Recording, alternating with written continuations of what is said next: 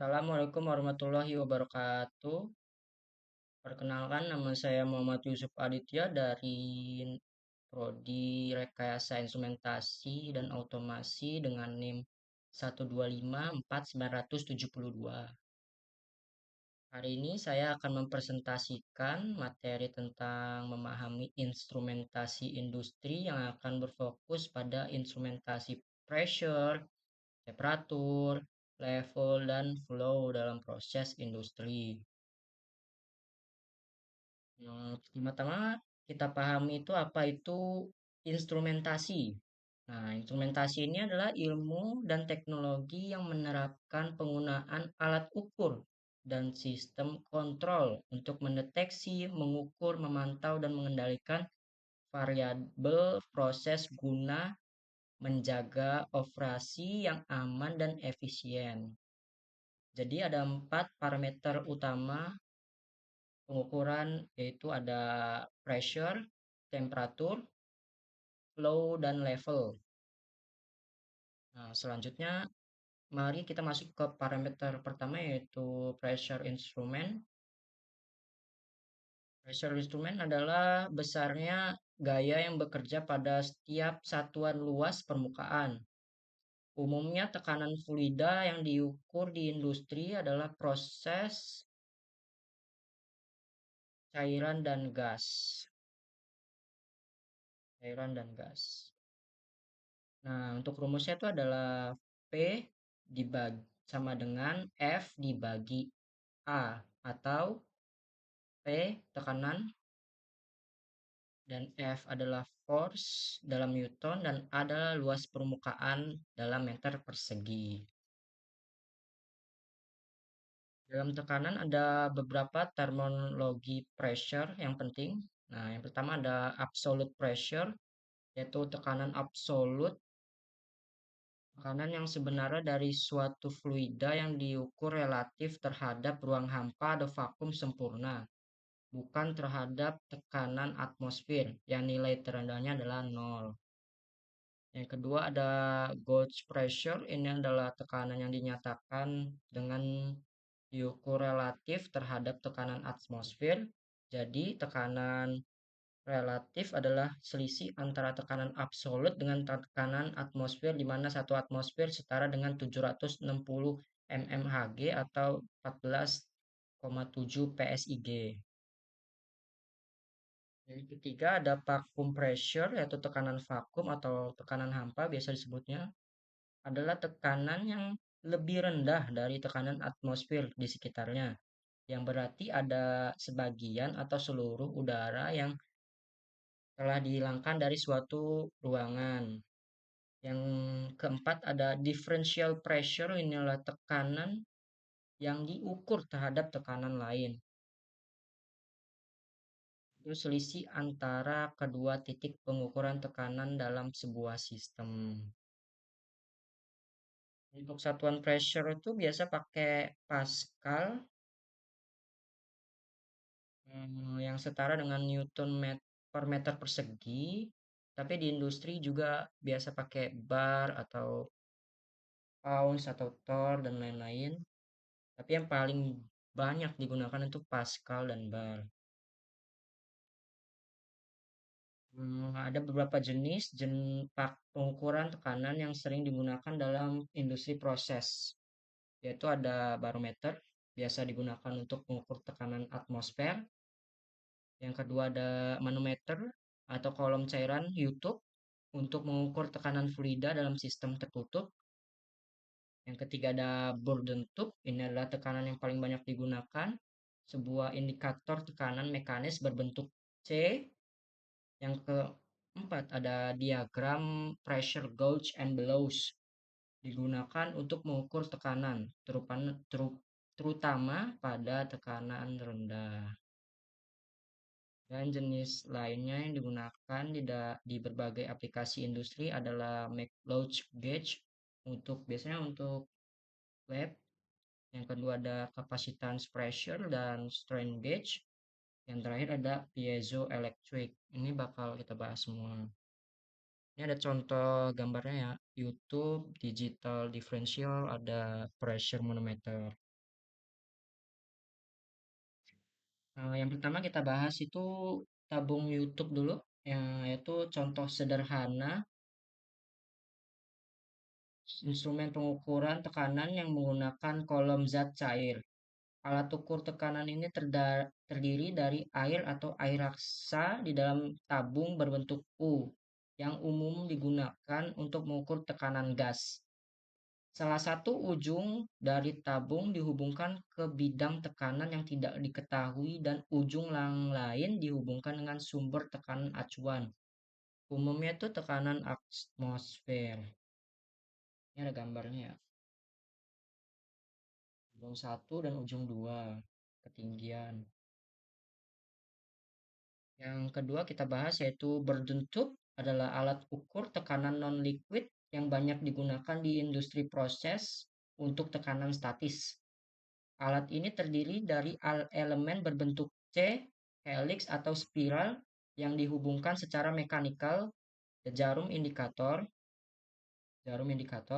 Prinsip operasinya yaitu tekanan dipadu ke dalam tabung dan perbedaan tekanan di dalam dan di luar tabung burden akan menyebabkan perubahan bentuk penampakannya, yang kemudian menggerakkan jarum indikator. Jarum. Yang ketiga kita bahas yaitu diagram pressure gauge. Nah, biasanya menggunakan prinsip perubahan bentuk elastis dari sebuah diafragma atau membran untuk mengukur perbedaan suatu tekanan yang tidak diketahui dengan suatu tekanan acuan. Bentuknya terdiri dari kapsul yang dibagi suatu sekat rongga atau diafragma. Satu sisi diafragma terbuka bagi tekanan target eksternal atau TX dan sisi lainnya dihubungkan dengan tekanan yang diketahui atau reference pressure (PREF). Beda tekanan ini secara mekanik akan membelokkan diafragma. Ini sistem kerjanya ya. Contohnya netral. Yang keempat ada elemen bellows, yaitu pengukuran tekanan dengan bellows yang sangat populer digunakan di dalam industri proses. Oleh karena mudah ditangani biasanya. Elemen bellows ini elemen elastis yang fleksibel pada arah aksial. Dengan elemen ini dapat diperoleh hubungan yang linear antara tekanan dan simpangan atau perubahan volume. Biasanya elemen ini dibuat dari bahan kuningan, fosfor pelunggu, berlium tembaga, monel, dan stainless steel, inconel, dan bahan metal lainnya. Selanjutnya ada pressure capacitance, yaitu tekanan dengan sensor kapasitansi beroperasi dengan prinsip jika diafragma menghindarkan di antara dua pelat kapasitor mengalami deformasi oleh tekanan diferensial, maka ketidakseimbangan kapasitansi akan terjadi antar dirinya dan kedua pelat. Ketidakseimbangan ini mendeteksi dalam rangkaian jembatan kapasitansi dan dikonversikan ke arus keluaran DC sebesar 4 hingga 20 MA.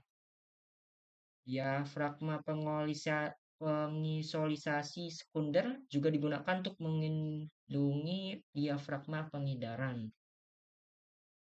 Ini ada contoh alatnya dan sistemnya ya. Selanjutnya ada pengukuran pressure strain gauge, yaitu perubahan bentuk material sebagai konsekuensi dari gaya yang diberikan. Strain gauge ini adalah alat yang menggunakan perubahan resistensi listrik dari kawat di bawah tekanan untuk mengukur tekanan. Pengukur tegangan ini mengubah gerakan mekanis menjadi sinyal listrik ketika panjang kawat diubah oleh tegangan atau kompresi yang kemudian mengubah diameter kawat dan karenanya mengubah hambatan listrik. Perubahan resistensi inilah yang menjadi ukuran tekanan yang menghasilkan distorsi mekanis. Distorsi mekanis. Habis itu ada yang terakhir ada pressure piezoelectric yang didefinisikan sebagai pembangkit tegangan listrik karena tekanan pada zat kristal seperti kursa, garam Rothschild, turmalin, dan kristal keramik lainnya. Efek piezoelectric ini dapat digunakan untuk pengukuran tekanan, gaya, dan atau akselerasi. Kursa kursa adalah Kursa adalah kristal yang paling umum digunakan untuk menghasilkan efek piezoelektrik. Kristal sintetis juga dikembangkan untuk menghasilkan efek yang sama dan umumnya memiliki kepekaan tinggi terhadap kristal alami. Piezoelectric. Yang kedua, kita akan beralih ke parameter yang kedua yaitu temperatur. Temperatur adalah suatu ukuran panas atau dinginnya suatu benda. Ya, temperatur ini besarannya relatif tergantung pada acuan atau referensi yang digunakan. Berbagai besaran temperatur menggunakan satuan suatu acuan sebagai harga dasarnya. Ini ada nitrogen, hidrogen, air raksa, titik beku, acuannya didih air, didih sulfur, emas, dan perak. Nilai konversinya. Ukuran temperatur. Ukuran temperatur berbagai perubahan yang digunakan prinsip dasar suatu alat ukur, antara lain perubahan dimensi benda, contohnya termometer air, raksa, dan bimetal. Perubahan tegangan listrik, contohnya termokopel. Terus ada perubahan tahanan listrik, yaitu yang digunakan pada RTD dan termistor. Dan yang terakhir ada perubahan tekanan cairan dalam suatu bulk, contohnya pada pressure thermometer, thermocouple dan bimetal, contoh gambarnya. Selanjutnya ada pengukuran suhu dengan bimetal. Termometer bimetal ini terdiri dari dua logam dengan koefisien muai berbeda yang dilekatkan menjadi satu. Logam yang mempunyai koefisien ekspansi lebih besar dan memuai lebih besar dari logam lainnya. Akibatnya, batang bimetal terdefeksi pada arah tertentu, dan simpangan batang inilah yang digunakan untuk menyatakan ukuran temperatur sekitarnya. Bahan bimetal ini umumnya pakai campuran besi dan nikel dengan kuningan yang mempunyai koefisien ekspansi besar. Gitu. Selanjutnya adalah termokopel. Termokopel ini ditemuin sama ahli fisika Jerman Estonia yaitu Thomas Johann Seebeck pada tahun 1821, yang dia menemukan bahwa suatu konduktor akan menghasilkan tegangan ketika diberikan gradien termal. Peristiwa ini disebut sebagai efek Seebeck atau thermoelectric. Thermocouple ini adalah sensor temperatur thermoelektrik yang terdiri dari dua kawat logam berlainan, misal kormel dan konstantan, yang digabungkan pada probe tip atau measurement junction dan reference junction pada temperatur yang diketahui. Feedback effect. Selanjutnya ada perbedaan pengukuran suhu pada termokouple. Perbedaan temperatur antara protip dan reference junction dideteksi dengan mengukur perubahan tegangan atau electromagnetic force atau EMF pada reference junction. Pembacaan absolute temperature kemudian bisa diproses dengan kombinasi informasi temperatur yang diketahui dengan perbedaan temperatur antara probe tip dan acuan referensi. Ini contoh alat-alat termokopel ada banyak ya. Terus ada selanjutnya dalam aplikasinya termokopel terdiri dari beberapa jenis yang ditetapkan oleh ISA atau Instrument Association of America. Jenisnya itu ada EJ, E, J, K, dan T adalah base metal thermocouple dan dapat digunakan untuk mengukur temperatur hingga 1400 Celcius. Dan ada juga jenis SRB yaitu Noble Metal Core Thermocouple dan dapat digunakan mengukur temperatur hingga 2000 Celcius. Ini ada fancy code-nya yaitu kuning. Ini contohnya di sini. Selanjutnya kita akan bahas RTD. Nah, RTD ini adalah prinsipnya resistensi atau tekanan suatu material akan berubah terhadap perubahan temperatur. Bahan yang digunakan untuk sensor ini dibagi menjadi dua macam yaitu konduktor logam dan bahan semikonduktor. Bahan konduktor disebut RTD, resistant thermometer detector, sementara bahan semikonduktor dikenal dengan termistor. Ini ada contoh gambarnya.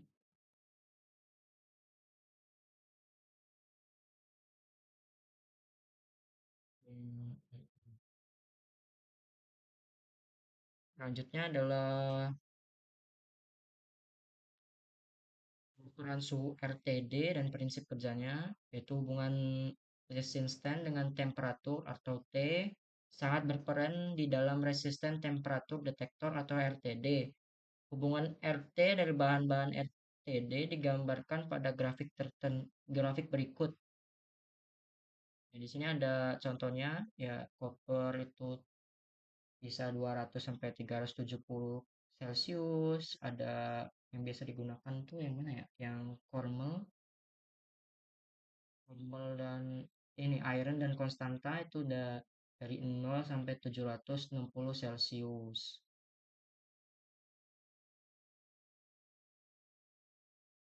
Selanjutnya ada termistor ya, adalah sebuah resistance thermometer di mana hubungan antara resistance dan temperatur adalah sangat non-linear. Resisten berubah secara negatif dan tajam dengan suatu perubahan positif di dalam temperatur, seperti ditunjukkan pada sensor termistor dapat mengukur temperatur dari -40 hingga 150 Celcius. Bentuk probe-nya biasanya berupa bit washer atau disk and load. Ini contoh termistor ada PTC, ada NTC, dan bentuk alatnya gimana.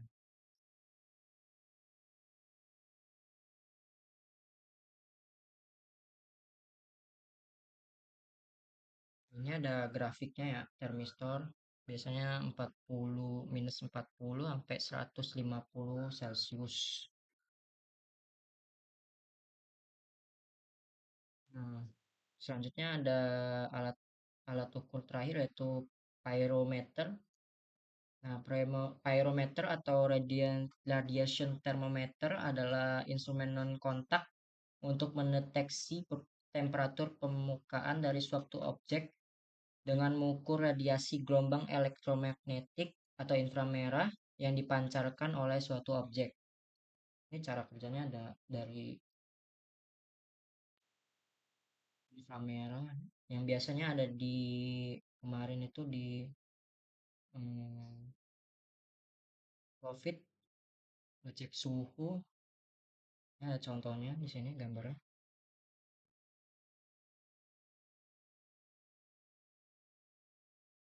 Pengukuran suhu termometer ini memiliki rentang panjang gelombang yang luas dari 0,1 hingga 4.000 Kelvin. Rentang ini meliputi spektrum dari ultraviolet dan spektrum sinar tampak hingga pertengahan dari inframerah yang biasa digunain di ini ya, di zaman COVID. Nah, demikian presentasi dari saya, Muhammad Yusuf Aditi. Saya, Muhammad Yusuf, mengenai instrumentasi. Terima kasih banyak atas perhatian. Wassalamualaikum warahmatullahi wabarakatuh.